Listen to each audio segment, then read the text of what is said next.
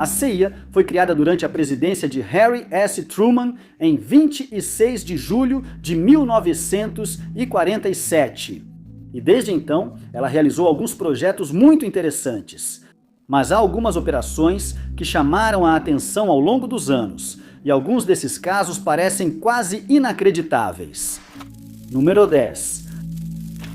Como tantas operações da CIA, o projeto Mockingbird começou bem no início da Guerra Fria.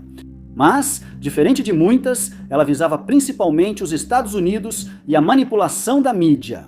Muitas pessoas acreditam que a operação ainda está ativa hoje, mas isso não foi comprovado. Segundo o jornalista Carl Bernstein, a Operação Mockingbird teve origem na Segunda Guerra Mundial. Naquela época, a CIA ainda não existia, e sua antecessora, o Escritório de Serviços Estratégicos, estava ativa. Ela já havia criado laços com membros da imprensa durante a guerra, quando esta terminou. Muitos funcionários desse escritório se juntaram à recém-criada CIA e os membros Os relacionamentos que haviam sido estabelecidos entre esses agentes e a mídia continuaram a florescer. Apenas 2 anos após o fim da guerra, a Guerra Fria começou e o governo dos Estados Unidos decidiu que precisava controlar a narrativa que estava sendo apresentada pela mídia. Não só nos Estados Unidos, mas também no exterior. Enquanto alguns jornalistas já estavam de acordo com o plano, muitos outros foram recrutados pela CIA. Eles foram instruídos a direcionar certas notícias para um rumo desejado e, em alguns casos, a fabricar artigos que apresentassem os Estados Unidos de forma favorável. Mas esses jornalistas também serviam a outro propósito enquanto pesquisavam suas matérias. Eles mantinham os olhos e ouvidos atentos a qualquer informação que pudesse ser útil ao governo dos Estados Unidos, e essas informações eram então enviadas de volta para a CIA. Além disso, qualquer notícia que pudesse prejudicar a reputação dos Estados Unidos deveria ser suprimida, seja nunca sendo divulgada ou alterada em favor do governo e de suas forças armadas. Isso deveria ser feito nos Estados Unidos e em outros países. Em alguns casos, as matérias eram pré-escritas por membros da CIA e, em seguida, publicadas em jornais conhecidos. Os agentes também contatavam editores e executivos de mídia, encarregados de direcionar a narrativa de seus veículos conforme orientação da agência. Quando jornalistas aspirantes eram identificados, eles eram abordados pela CIA e informados de que receberiam direitos exclusivos sobre certas matérias e teriam acesso a determinadas informações que deveriam ser publicadas. Essas atividades se estenderam para a América Latina, Europa e vários outros países, com o objetivo de desacreditar a União Soviética e criar a ilusão de que os Estados Unidos tinham vantagem na Guerra Fria. Ainda não se sabe exatamente quantos jornalistas estiveram envolvidos na Operação Mockingbird, mas acredita-se que eram centenas. Ainda é considerada um dos melhores exemplos de manipulação da mídia na história, e por isso a operação foi vista por muitos como antiética. Número 9. Em 1962, a preocupação dos Estados Unidos com o governo comunista de Fidel Castro em Cuba levou a CIA a propor a Operação Northwoods. Fidel Castro havia nacionalizado empresas americanas com ligações soviéticas, causando inquietação nas Forças Armadas dos Estados Unidos. O Departamento de Defesa e os chefes do Estado-Maior Conjunto redigiram justificativas para uma intervenção militar dos Estados Unidos em Cuba, a fim de gerar apoio para uma invasão. Como não existia nenhum motivo legítimo, o plano envolvia a criação de pretextos. As sugestões incluíam afundar um navio dos Estados Unidos na Baía de Guantánamo ou fabricar um ataque à base naval, depois culpar Cuba para influenciar a opinião pública a favor da invasão. A Operação Northwoods fazia parte da operação maior chamada Mangusto, que também incluía o documento de possíveis ações para provocar, assediar ou desestabilizar Cuba, recomendando operações de falsa bandeira. O diretor da CIA, Allen Dulles, também recrutou figuras da máfia, incluindo Johnny Rosselli e Sandian Khanna, em tentativas de prejudicar a reputação de Castro e assassiná-lo. As ideias incluíam borrifar um produto químico em uma estação de televisão para induzir alucinações ou contaminar os sapatos dele com talho para causar queda de cabelo. Um plano para usar o oficial cubano Orlando Kubela no assassinato foi abandonado quando ele se recusou a fazer um teste de polígrafo. Outras sugestões chocantes do projeto Northwoods incluíam ataques militares dos Estados Unidos contra cidadãos americanos e o afundamento de barcos de refugiados cubanos, colocando a culpa em Cuba. A operação foi abruptamente encerrada pelo presidente John F. Kennedy, que ficou furioso com as propostas. Documentos desclassificados, tornados públicos em 2001, confirmaram que nenhuma das sugestões foi implementada. Número 8. A Operação 40 começou em 11 de dezembro de 1959 com um memorando do coronel J.C. King ao diretor da CIA, Allen W. Dulles, incentivando ações contra a ditadura de esquerda de Cuba para evitar agitações semelhantes em outros países da América Latina. Originalmente planejada para 40 agentes, a força-tarefa cresceu para 70 e foi liderada por Tracy Barnes.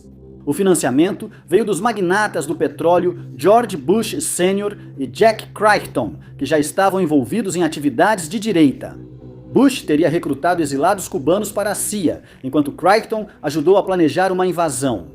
A operação logo passou a incluir ex-membros do Bureau de Repressão de Atividades Comunistas em Cuba e alguns agentes da CIA, formando um esquadrão da morte.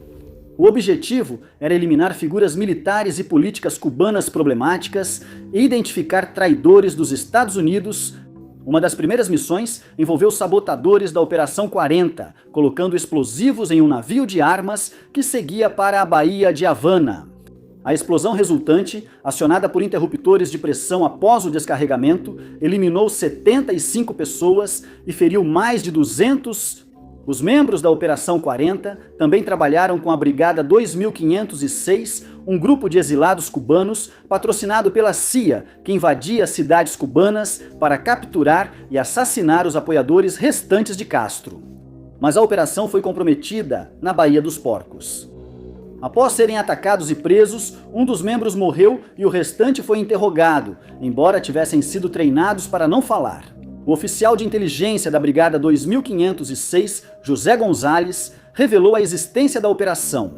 Encerrando essa fase, nos anos seguintes, a Operação 40 passou a atuar na contra-inteligência, espionando exilados cubanos e seus contatos nos Estados Unidos para encontrar espiões cubanos. Embora nenhum tenha sido identificado até 1970, apenas alguns membros permaneceram e a operação foi totalmente encerrada em 1972. Número 7. Pouco depois do início da Guerra Fria, a CIA iniciou a Operação Red Sox, que buscava retardar ou parar completamente a expansão econômica e política da União Soviética. Após o fim da Segunda Guerra Mundial, foi uma das primeiras operações secretas realizadas pelos Estados Unidos durante a Guerra Fria. Ela envolvia o envio de aviões pilotados por tchecos e húngaros e que estavam cheios de agentes da CIA para a Ucrânia, onde a operação teria efeito total. Mas chegar lá não era uma tarefa fácil. Os aviões tinham que voar em direção à Turquia e depois seguir sobre o Mar Negro para evitar os sistemas de radar. Depois disso, eles seguiam para Lviv, onde os agentes saltavam de paraquedas assim que chegavam em segurança ao solo ucraniano. Eles encontravam membros da resistência, recebiam informações e as repassavam aos contatos da CIA.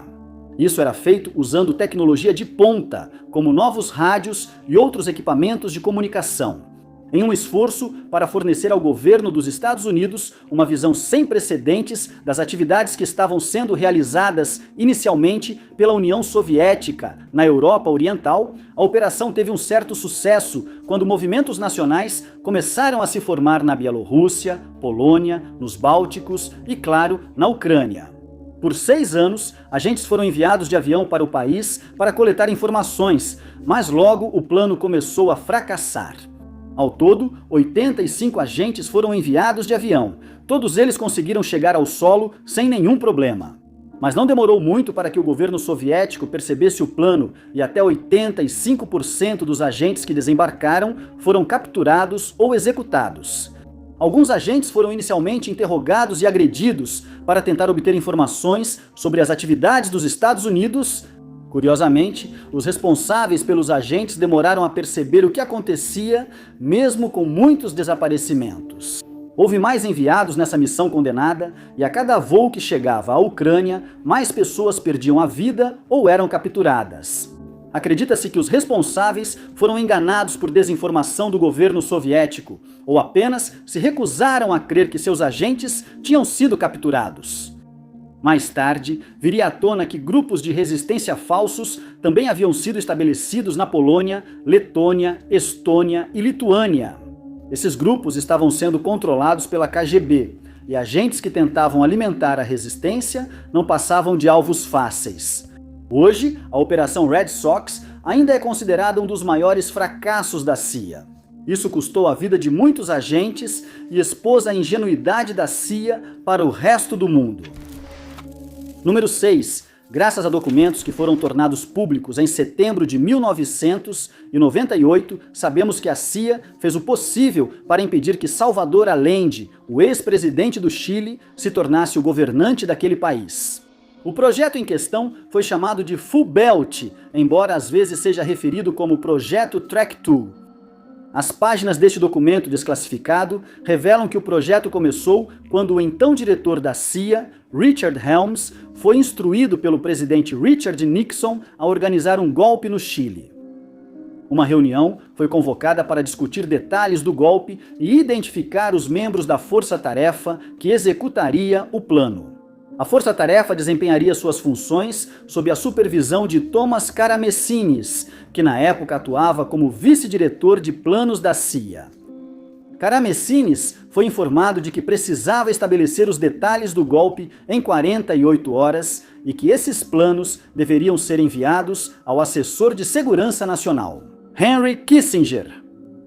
Assim que isso foi feito, Karamessinis, Kissinger e Alexander Haig realizaram uma reunião em 15 de outubro de 1970, durante a qual decidiram que a pressão deveria ser mantida sobre Allende e que suas fraquezas deveriam ser identificadas. Karamessinis então enviou uma mensagem para Henry Heckscher, o chefe da estação da CIA em Santiago, na qual confirmou as ordens, que Allende tinha que ser derrubado a qualquer custo e que o golpe tinha que receber sinal verde para seguir em frente.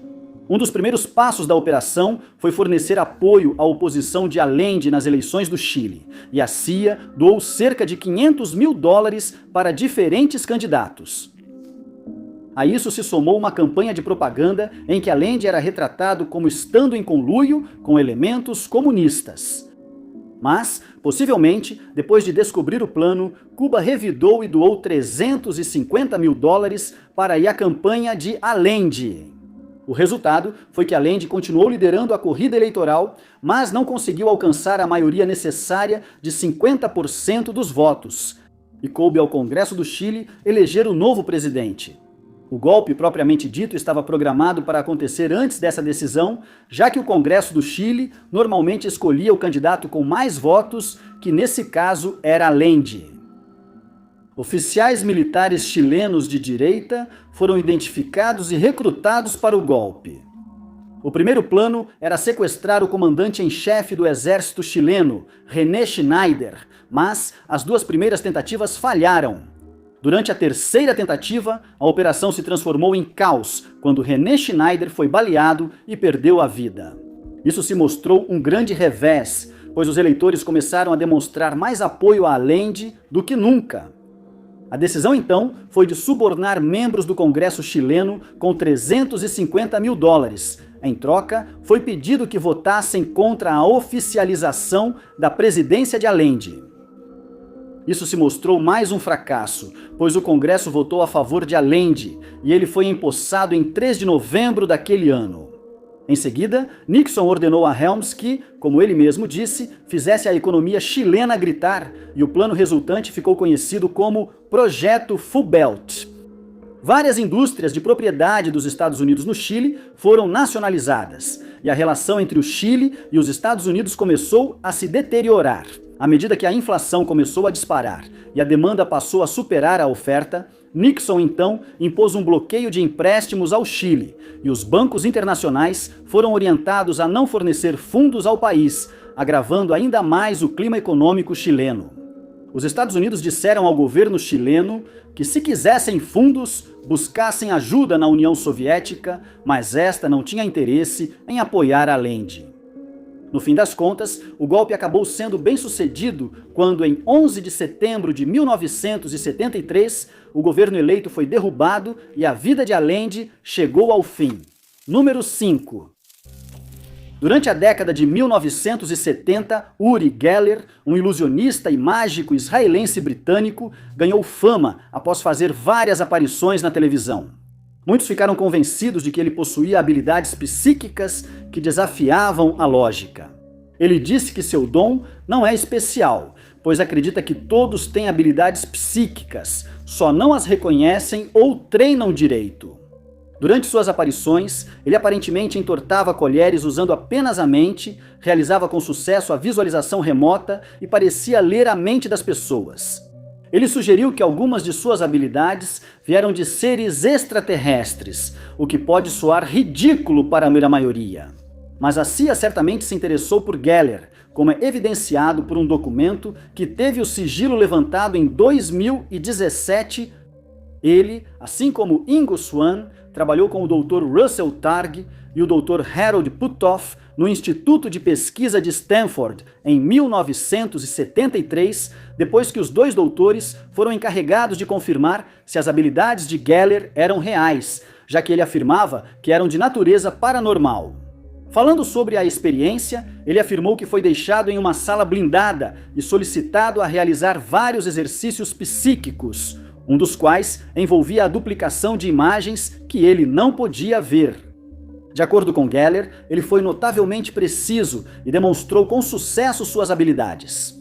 Ele então viajou para o Reino Unido, onde realizou vários outros testes sob a supervisão do MI5 e do MI6, entre outros. Ele afirma que durante um dos testes conseguiu fazer um objeto desaparecer em uma sala e reaparecer em outra. Após isso, ele foi novamente testado pela CIA e solicitado a manipular o gatilho de uma arma nuclear com a mente. Ele diz que, assim que começou seu esforço, vários dos cientistas na sala começaram a ter alucinações, algo que nem mesmo ele conseguiu explicar. Mais tarde, ele foi convidado pelo astronauta da NASA, Edgar Mitchell, para conhecer Wernher von Braun, cientista de foguetes alemão que, após a Segunda Guerra Mundial, tornou-se diretor do Centro de Voos Espaciais Marshall da NASA. Apesar do passado de von Braun, Geller concordou e viu dois estranhos pedaços de metal que logo percebeu não serem da Terra. E mais tarde, mostraram a ele os restos de vários seres extraterrestres.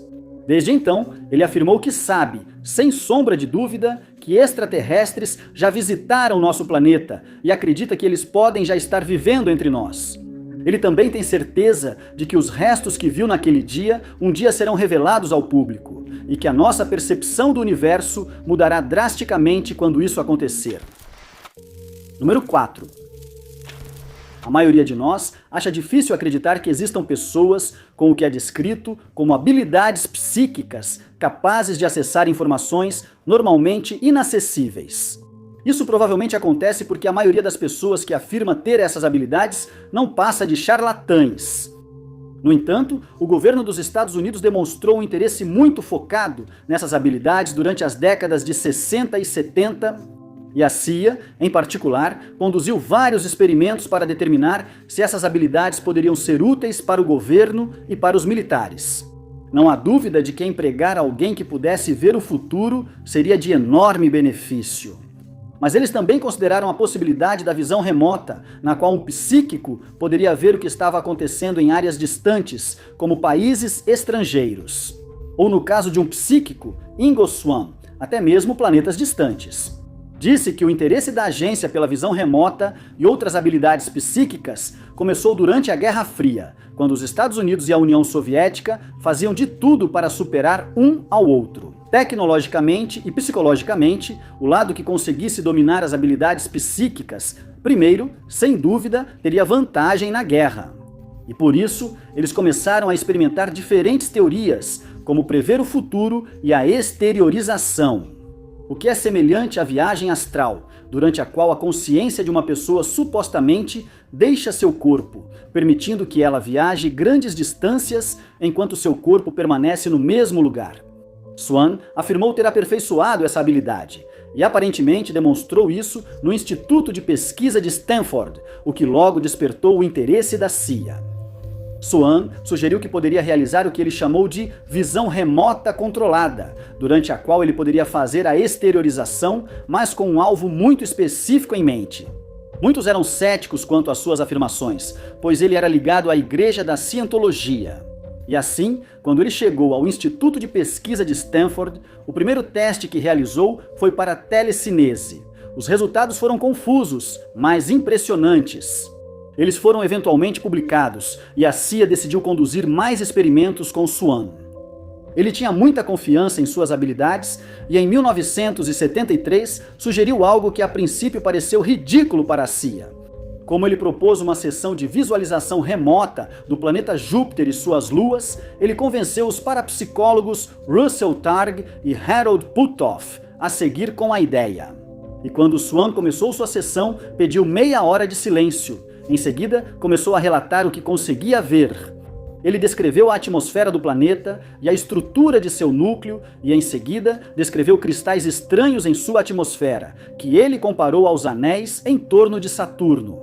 Ele acrescentou que esses cristais brilham e que podem formar faixas. Embora ele acreditasse que os anéis ao redor de Júpiter fossem semelhantes aos de Saturno, ele acrescentou que eles não estavam tão distantes do planeta quanto os de Saturno. Ele afirmou acreditar que os cristais poderiam refletir sondas de rádio. Depois, ele foi à superfície do planeta, que descreveu como coberta por dunas de areia, semelhante a um deserto terrestre. Essas dunas também eram formadas por cristais, mas muito maiores do que os dos anéis, e por isso eles deslizavam pelas dunas. Ele também experimentou ventos predominantes inacreditáveis e viu uma enorme cadeia de montanhas à distância. Essas descrições continuaram por cerca de 20 minutos, e anos depois, em 1979, a existência desses cristais e dos anéis de Júpiter foi confirmada pela sonda Voyager. Número 3. O escândalo de Watergate ainda é tema de debate nos Estados Unidos. Tudo começou em 17 de junho de 1972, quando 5 invasores foram presos enquanto invadiam a sede do Comitê Nacional Democrata no complexo Watergate, em Washington. 4 deles já haviam servido na CIA no passado. A Casa Branca afirmou de imediato que o governo Nixon não tinha envolvimento no crime, mas depois ficou claro que o presidente realmente participou de atividades criminosas. Graças às fitas de Nixon, gravações secretas de telefonemas que Nixon fez e recebeu no Salão Oval durante a investigação que se seguiu, Nixon renunciou. E o diretor da CIA, James Schlesinger, ordenou que os funcionários da CIA relatassem quaisquer atos ilegais cometidos pela agência e que pudessem ter violado o Estatuto da CIA. Esses relatórios foram compilados e publicados em um documento chamado As Joias da Família. Assim que o documento ficou pronto, ele foi entregue ao presidente Gerald Ford, que expressou seu horror com algumas das atividades realizadas pela CIA. Ele descobriu que eles monitoraram secretamente opositores da Guerra do Vietnã e abriram correspondências de cidadãos comuns. Também veio à tona que eles estavam fazendo experimentos com controle mental e que isso havia sido feito da pior maneira possível. Indivíduos desavisados haviam recebido substâncias ilegais, após o que foram monitorados por agentes da CIA. Foi uma clara violação da confiança do público no governo, que ficou sem supervisão por quase 2 décadas. Depois, houve as centenas, se não milhares, de tentativas de assassinato contra a vida de Fidel Castro, então presidente de Cuba. Usando charutos envenenados, uma roupa de mergulho contaminada, conchas explosivas e um alfinete envenenado, para citar apenas alguns exemplos. Também houve tentativas contra Patrice Lumumba, o ex-primeiro-ministro da República do Congo, Rafael Trujillo, o ex-presidente da República Dominicana, e o ex-presidente do Chile, Salvador Allende. Desde o momento em que o relatório foi entregue ao presidente Ford, o então secretário de Estado, Henry Kissinger, sugeriu que ele fosse mantido em sigilo, pois acreditava que poderia causar um enorme dano ao país. Mais até do que o escândalo de Watergate causou, Ford concordou. Com o tempo, partes do relatório vazaram e os agentes tiveram que admitir envolvimento em algumas operações hediondas, muitas das quais usaram o público como cobaias para experimentos estranhos e antiéticos que, no final, não tinham mérito algum. O futuro diretor da CIA, William Colby, admitiu seu envolvimento nas tentativas de assassinato contra Fidel Castro e outros, mas garantiu ao governo que essas tentativas haviam sido interrompidas. Veio à tona que Robert Kennedy teve participação nessas tentativas de assassinato, e quando o público descobriu essas atividades, ficou horrorizado. Eles ficaram desiludidos com os departamentos de inteligência dos Estados Unidos e o governo respondeu. A supervisão dos departamentos de inteligência foi reestruturada tanto no nível executivo quanto legislativo, e mudanças significativas foram feitas na forma como essas operações secretas eram conduzidas. Número 2. Desde que a agência foi criada, a CIA ganhou a reputação de estar envolvida em atividades e programas bastante questionáveis, sendo um deles chamado de Operação Clímax, da meia-noite. No início da década de 1950, a CIA começou a demonstrar um interesse significativo na possibilidade de controle mental. Achavam que isso poderia virar uma arma contra inimigos e, se comprovado, daria vantagem em quase qualquer situação. O problema era que poucas pessoas se voluntariariam para experimentos, principalmente quando poderiam prejudicar suas mentes. Por isso, a CIA montou uma operação secreta para transformar membros desavisados do público em cobaias. Eles já haviam criado um famoso programa chamado MKUltra, que fazia experimentos com o uso de terapia de eletrochoque, exposição à radiação e hipnose, entre outros. Mas eles tiveram muito pouco sucesso logo após o início do programa.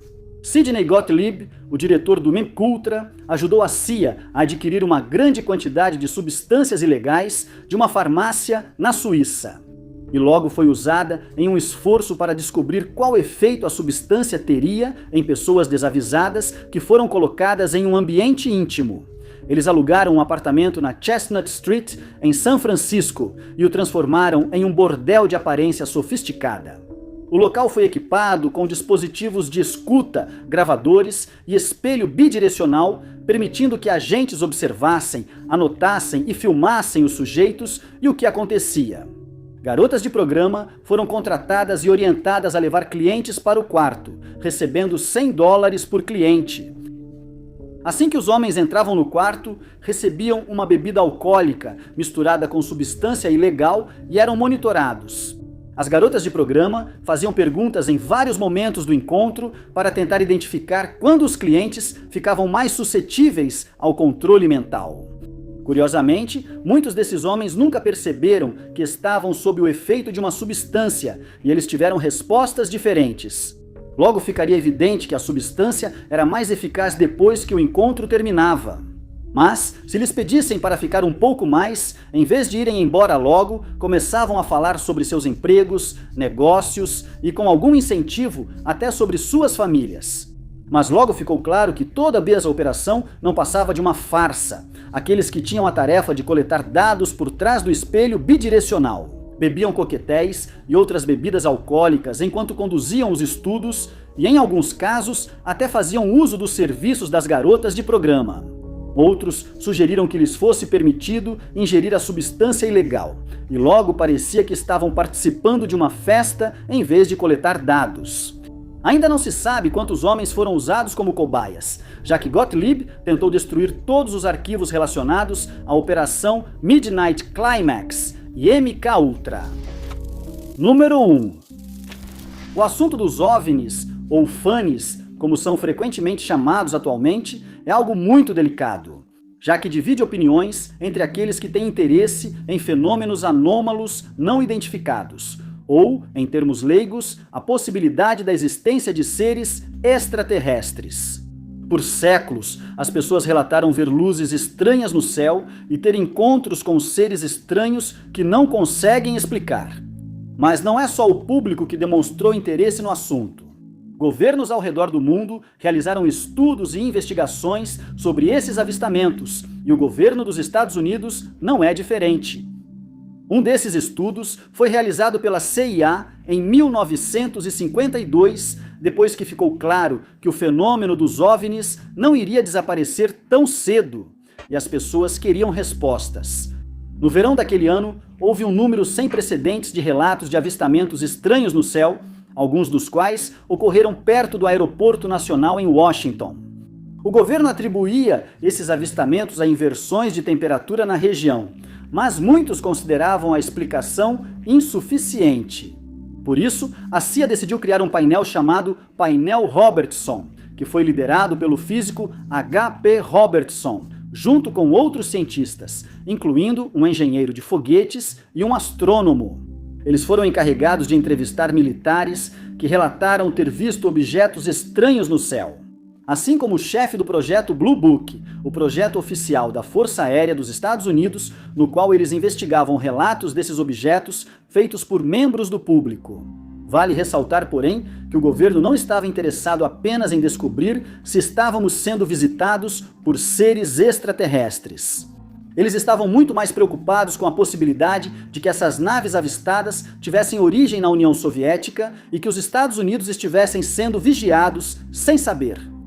Lembre-se de que, se esses objetos fossem de fato soviéticos e usados para atacar os Estados Unidos, havia uma possibilidade muito real de que eles fossem avistados no céu. E o pânico resultante poderia fazer com que membros do público congestionassem as linhas telefônicas que eram necessárias para a defesa nacional. Em resumo, o principal objetivo do painel era desacreditar as alegações de naves extraterrestres no céu, em vez de descobrir o que elas eram. A tarefa deles ficou mais difícil quando especialistas não acharam explicação para várias fotos analisadas. Por exemplo, Tremonton e Great Falls. Os filmes deixaram os analistas de fotos perplexos, pois mostravam aeronaves que não poderiam existir e, mesmo assim, foram registradas em vídeo para todos verem. Um oficial, que havia filmado um objeto estranho nos céus de Utah, continuou afirmando que tinha visto uma nave sólida tripulada. E não havia outra explicação além da sugestão de que veio de algum lugar do espaço. Os presentes foram convidados a pelo menos considerar o fato de que essas fotos e filmes não mostravam nada além de gaivotas, fenômenos atmosféricos ou reflexos de aeronaves normais. Mas muitos se recusaram a ceder. Muitas pessoas que foram entrevistadas pelo painel discordaram de suas conclusões. Mesmo assim, suas objeções foram ignoradas. No final das contas, decidiu-se manipular a opinião pública sobre o assunto. E que quaisquer grupos envolvidos na divulgação de OVNIs deveriam ser monitorados de perto pelo governo. Muito obrigado por assistirem. Se você gostou deste vídeo, não esqueça de clicar no botão de curtir. Além disso, não se esqueça de se inscrever e ativar o sininho para ficar por dentro de todos os nossos próximos vídeos. Meu nome é Top 5 Unknowns e vejo vocês no próximo vídeo.